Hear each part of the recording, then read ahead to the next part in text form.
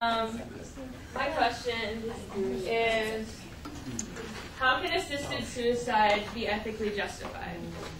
So, oh no.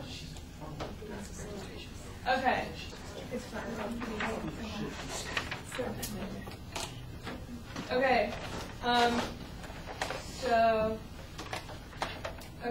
so for this presentation, we can use the definition of assisted suicide being the suicide of a patient suffering from an incurable disease affected by the taking of lethal drugs provided by a doctor for this purpose. So I want you to watch a trailer for a film about a documentary about assisted suicide.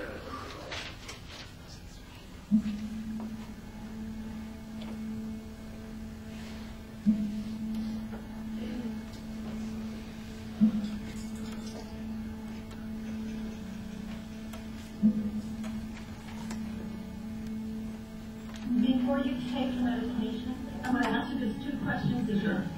You have the right to change your mind. My mind's not changing. And what will this medication do?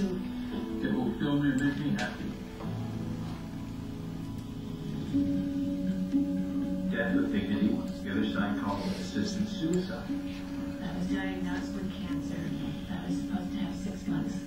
Well, these people have lost so much control, and they'll tell us repeatedly they want the medication for control.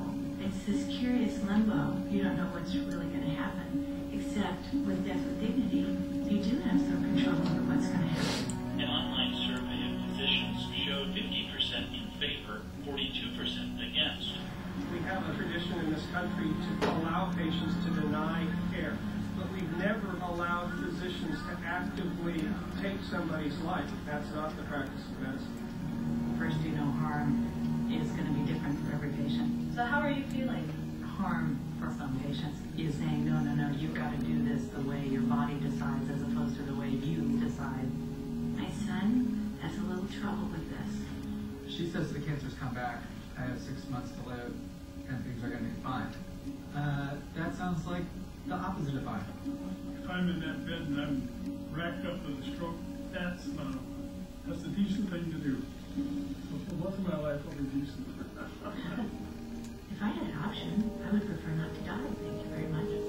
The organ wall's been thoroughly tested. Now it's time to get it going in other states. I just think a society has to be asked, is this what we really want? My husband did not feel that any government or any religious leader had the right to tell him how long he had to suffer. I understand there's a kind of dignity in suffering, but there's a certain grace in accepting the inevitable. I can't do anymore. I think all of us would like to have some options of how we take control of our life again.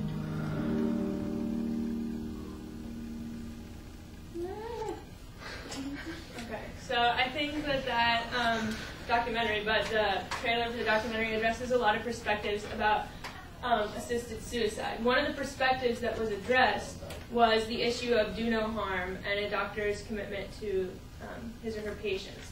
So the Hippocratic Oath, the classical version, or the translation of the classical version, which is thousands of years old, states that, or doctors take the Hippocratic Oath. Yeah. A doctor states that I will neither give a deadly drug to anybody who asks for it, nor will I make a suggestion to this effect. So under the classical version, assisted suicide, with our definition, is unethical. It's not okay. In 1964, however, there was a revised version that is used in many medical schools now.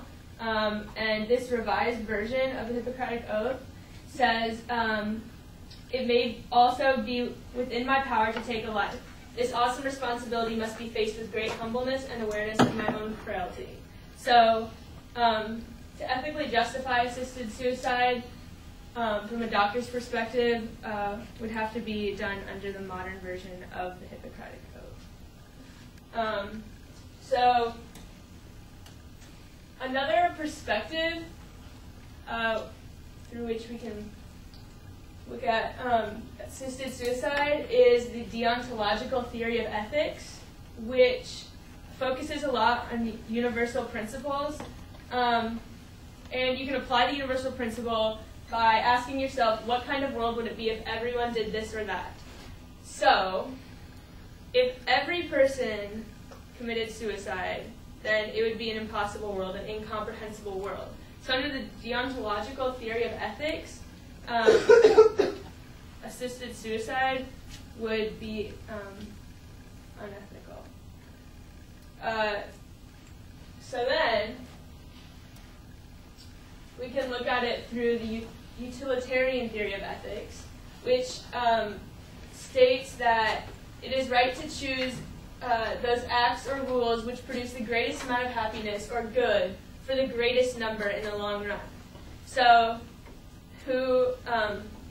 using happiness, what act will make the most people happy? So, the utilitarian theory of ethics opens up a little bit more the option of assisted suicide as an ethical option. But it would depend on the emotions and beliefs of, like, in one way, the family and friends of the patient, and those would be weighed more heavily than the beliefs, the pain, or the emotions of the patient. So, in the from utilitarian perspective, it depends on how the people around them feel. So, like in the video, the woman named Cody, she was speaking about how it made her son uncomfortable and upset. So, if it made her whole family uncomfortable and upset, under this view of ethics, it would be unethical because it made more people upset than it made happy, which would make her happier.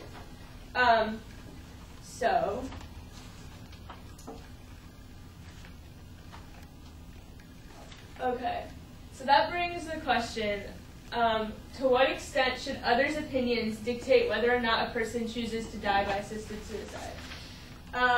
Because in this case, neither deontological theory nor utilitarian theory give the most weight to the patient's emotions.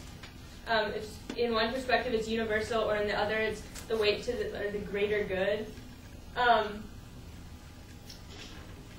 How can it be ethically justified to limit a patient who is the ultimate knower of his or her experiences in his or her choice whether to live or die based on the opinions of others? So, is it ethical to force someone or to require someone to live based on what others think? I'll take a couple. Yeah. Okay. I don't think it's ethical to limit someone's decision on whether or not they want to live if it's in a situation where they're stuck with like a terminal illness. Now, since it's assisted suicide, it's not just suicide in general. Like if someone's committing suicide, we should stop them. Like if they have so much more to live for and everything. But like if this is like all that they have left of their life, and like this is the rest, then they're thinking about it like reasonably, and they made the decision. And like how they asked them before, like you have the right to change your mind. Like, do you know what this is going to do? And like kind of stuff like that makes sense to me. I don't think you should like limit it, because I have like talked to my parents about before. Like if I got in a really bad car accident and I would have been stuck as like a vegetable for the rest of my life, even if I could communicate, I would want them to have like me killed. Like I would rather not live that way, because that's my whole life, and I think that's my decision how I live my life. Okay, and then real quick before my time is up, sorry to cut people off.